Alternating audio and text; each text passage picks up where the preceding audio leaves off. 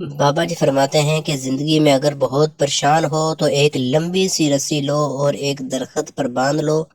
نہیں، خودکشی نہیں کرنی ہے۔ وچ ایک پھٹی پاؤ، پنگ بناؤ، جھولے شولے لو، انجوائے کرو۔ دنیا دے رولے تے نہیں مکدے نا۔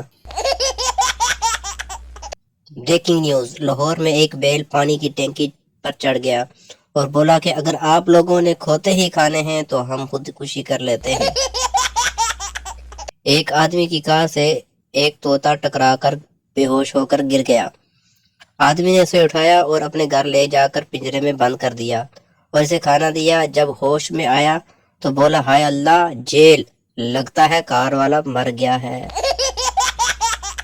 سہاگ رات پر پتی نے پتی سے پوچھا، سچی سچی بتانا کتنی بار دعایا ہے؟